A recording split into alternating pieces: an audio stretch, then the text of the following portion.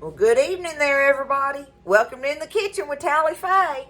Hope everybody's had them a good day today, a blessed day and a happy day. I did. It's all a state of mind. You gotta. It's your choice.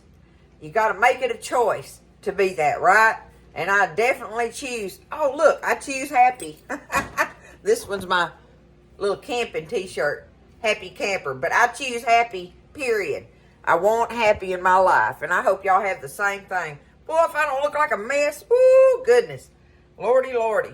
Whatever. Y'all know I ain't about all the pretty princess thing. I'm in here cooking. That's what I'm about. And tonight, I'm fixing liver and onions, y'all. Okay? So some of y'all are just going to be like, you, I'm out of here. But some of you just might be interested in it. And y'all know the strangest thing, when I was a kid, I loved liver and onions as a kid. I don't know why I did. Because I know why people don't like it. You know, you understand, that's the one dish that you understand why some people don't like it. I don't know if some people, I'd say it's about half and half. Because the people that do like it, love it. And it's a really delicious meal. I'm going to make up a big old pot of mashed potatoes, have this big skillet of smothered liver and onions to ladle over that. And I tell you what, we're going to pig out on it. It's going to be good, y'all. And I just wanted to show you how to go about doing this and making it what I call the right way, because I want mine tender. I want to be able just to cut it with a fork. I want lots of good gravy and onions with it, you know. So, this is going to be the Tally Faye way on making liver and onions. Right, wrong, or indifferent. It's the Tally Faye way, all right? So we're going to get started on this thing. Let me get my fire lit. Okay. All righty, y'all. Here we go. Okay. I have, can you see about that much? It's the bottom is covered, but it's a little bit deeper. I want it more than just covered. Okay, so that's pretty much, you know, you want a good bit of oil and a medium amount of oil in the bottom of your pan. There we go. That's probably the best way to say that. All right, we're gonna get this oil good and hot. And now, y'all, I have my big pan of flour here. This is salted flour, and I take it. And I just put lots of salt in there. I go ahead and salt my flour up, okay? Because my meat has been sitting there with salt and pepper and milk on it. A girlfriend of mine uses actual whipping cream with hers. And she says that works really well to take that real strong taste out of it. So you might try that if you got some whipping cream. Otherwise, use you some whole milk on it and let it be soaking in it. And this has soaked in it overnight. Okay? Salt, pepper, and milk in there. And just let it soak. But I got sidetracked. But my flour, I've got my flour heavily salted. So get you some flour out in the pan and get to salting it. And I'll take it, y'all, and I'll stick my finger in it and taste of it. If you can taste the salt good, you know you got it in there. If you can't taste your salt, add you some more. Stir it up in there. Don't be scared of it. You ain't going to get too much in there anyway. Not in your salt and your flour mixture. You can't hardly get too much in there. If you did, you went a little crazy. But we can't do nothing until we get this liver fried up first. We're going to fry it all up. Take it up here to the side. And that's when we're going to make our gravy. And then we'll put our liver back in there and put our onions on top, and we cover it and just let it simmer. And y'all, I let mine simmer for a long time. A long time. I like for it to just simmer and simmer and simmer, you know. So, that's why it's 5 o'clock in the afternoon. And that's a little early for us. So that tells you how long I want, I want it to simmer on there, hour and a half, 2 hours, something like that, just real low.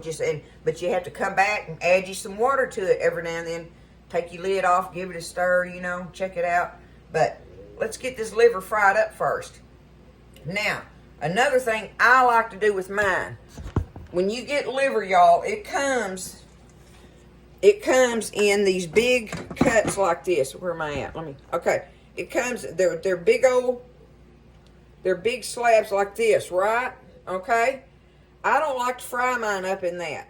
I take mine.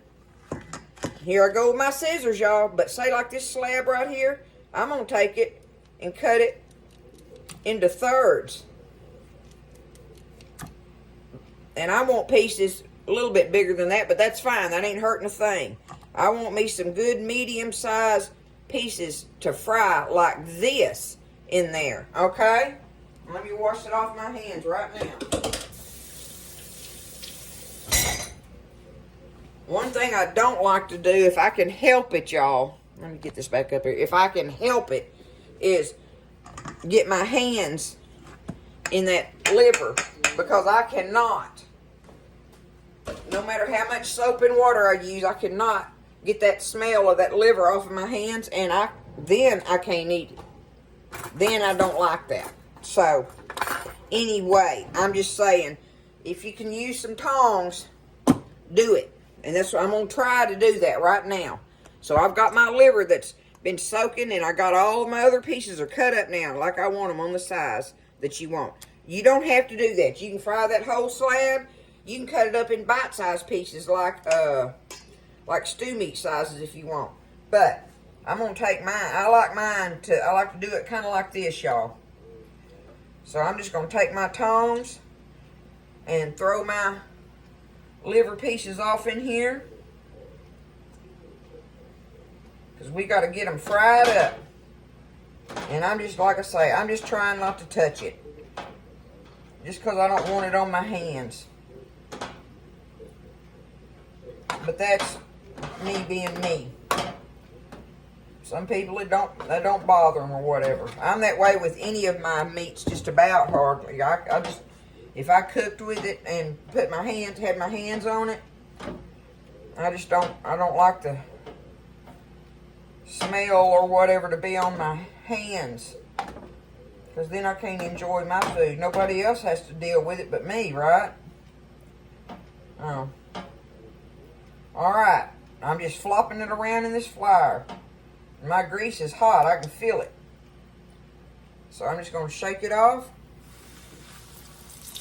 And all we're doing is throwing this in this flour and getting it browned. We're just making a little crust on it, okay? We're not trying to worry about getting this liver cooked. It's going to be simmering so long that it's going to just cook and cook and cook, right? But that's all I'm going to do to get started with. Load my pan up. Get it full of my liver, and this is beef liver now. Surely, I hope you knew I meant that. Or to me, if I'm talking about liver, I am talking about beef liver. I don't eat no pork liver. That's not Tally Faye's bag there. I don't eat no pork liver. Okay. Here we go. We're going to get this brown, get it turned over back and forth, get us a crust on it, and I'm going to just take it up over here on this pan, and I'm going to keep loading this until I get through getting my liver fried up, and I'll show you from there. Let me get it all browned up good, and then we'll do the next step on it. Now see, that wasn't but a couple of minutes on that side. And I just want to get it just lightly browned like that. See, like I say, we ain't cooking it to death. We're just getting us a little bit of a crust on it. See how brown it's doing? And that's what we want. Get it browned and get it out of there. But see, this makes for nice sized pieces. I like them like this. That, like I say, that's just because it's my preference. But I'm going to do that all the way through. Brown the other side just like that. Take them up and reload my skillet. Alright, that didn't take but a few minutes, y'all. So I'm going to get this took up. See, it's still flexible when I pick it up. See that? But it's got some crust cooked on the outside of it. That's what we want. You don't want it cooked to death. It'll have plenty of time for that while it's cooking in the gravy thing. Okay, now, let me get me a napkin here. Let's see. I wanted to show you. All right, there's all my good giblets and stuff in there, right? Well, now, that's a little bit too much oil. So see, I'm just going to pour me some out. Leave me some in there. I probably left in there, I don't know, a couple tablespoons or so. See? See how it's running around the pan and all them good giblets are left in there? So now, I'm just going to get some of this flour out of my pan. We're just going to sprinkle it in there while that grease is hot. Let's just sprinkle it. And think about that you're going to make, see there, that was 2, 3. All right, there we go. That's going to be enough, I think. Let me check it out.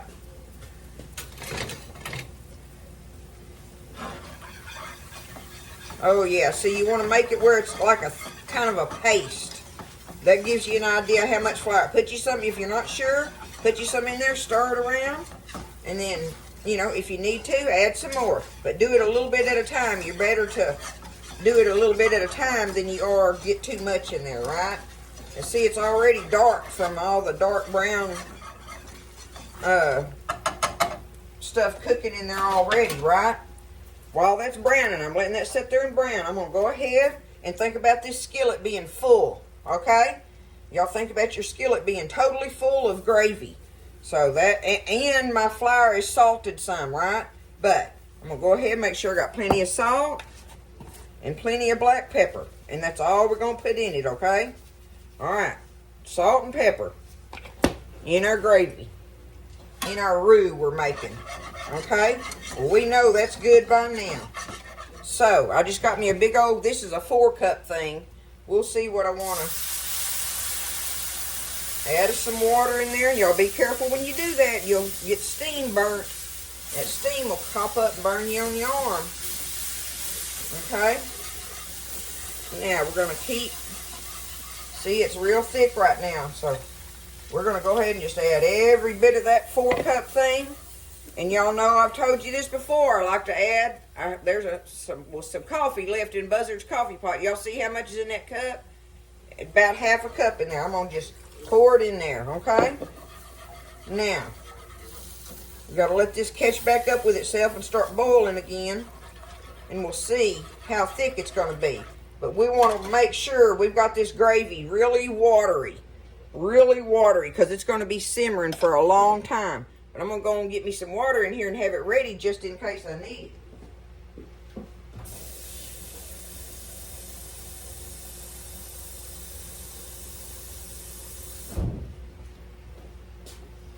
Okay, got me some water there. Let me move this out of the way here.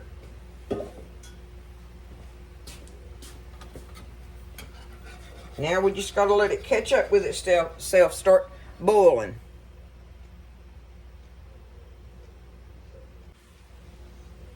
Alright, so that takes it a minute to get up to boiling. So you just kind of stand here and watch it and stuff. But see how watery I got it? It's very watery. And we want that. We want it to be watery because, for another thing, this liver has all that flour on the outside of it. And it's going to thicken the gravy as well, right? So before I add any more liquid to it, I'm going to go ahead and put all my liver back in there. Now, I don't mind touching it now that it's cooked. I just don't want to touch it while it's raw. Okay?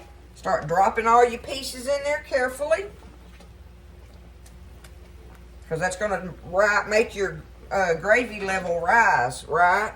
The more meat you put in here, the more it's going to make it come up to the top there. Okay? It's already smelling good.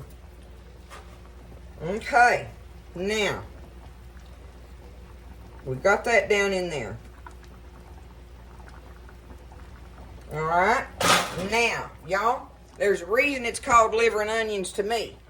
It ain't saying liver with a little bit of onions. It's liver and onions. I have 2 big onions and 1 medium one cut up here. And I do them in the big slices, the half-moon slices, okay? Because they'll come apart in there. But now I'm going to go ahead and turn my fire down, y'all. Let me get it back down here. Okay? Go ahead and turn my fire down, where it's not bubbling all over me.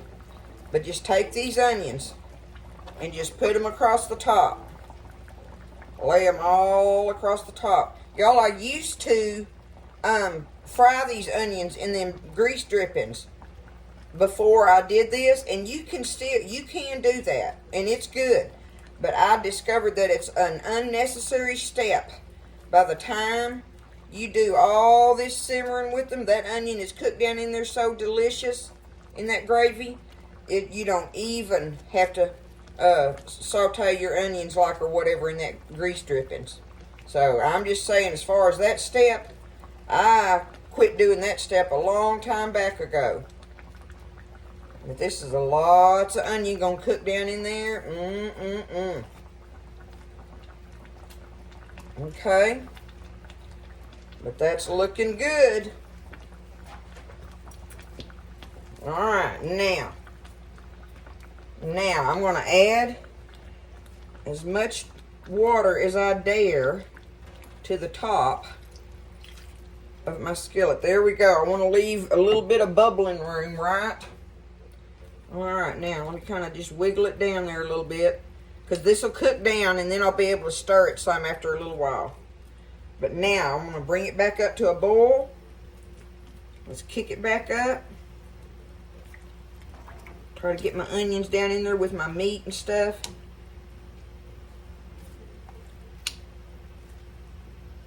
It's going to be good, y'all. I think liver gets a bad rap. There's a lot of foods I think gets a bad rap, though. Okay, it's fixing to start simmering. I can see it. Alright. All I'm going to do now is take my lid, put it on there, and I'm going to turn it down to a simmer. There we go. It is simmering, y'all. Now, I'm going to leave it. My hair is driving me crazy. I can see it. I'm going to leave it simmering.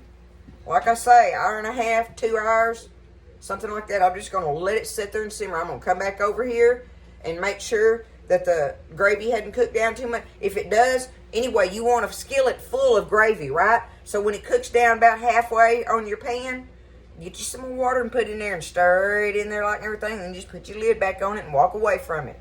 You want this stuff to just simmer and cook and get tender and let all those flavors just get around in there. And there's a lot of different ways that, or ingredients or spices that people put in this and everything, y'all. And I don't do all that. That's why I'm a pantry cooker. What I call a pantry cooker. You use what you got in your pantry. And that's another reason I love all the recipes from the past. They have, most of those recipes are with stuff that you have in your pantry. People didn't cook with all this fancy smigga-majigga stuff or whatever. I don't know, you know. I like to be able to cook from my pantry. And, you know, I do love some of those new fangled recipes are fun. And I do some of those fun new recipes. I'm not saying I don't do that. But my basic cooking, by preference, by far, is pantry cooking. And that's what this is. It's flour and salt and pepper, right? With some onion and liver in there. And you got some water and coffee water if you got it. That's the only extra thing I add in it. If you don't have it, you don't have to worry about it, because it's good without it. But it just adds a little goodie to it. It really does. So let your liver simmer, and we'll come back together. I'm going to make a pot of mashed potatoes to ladle this over. Buzz likes to have rice with his, but I get tired of eating rice. I want some mashed potatoes. And I just like, I'm a mashed potato girl anyway. I love rice, but I love mashed potatoes. So, anyway, we're going to let it simmer, and we'll be back in a little while. Or a while. Okay, so it's about halfway through. Let's check them out and see what we got going here. Check it out. Uh-huh. Y'all. Oh, yeah. Look at that.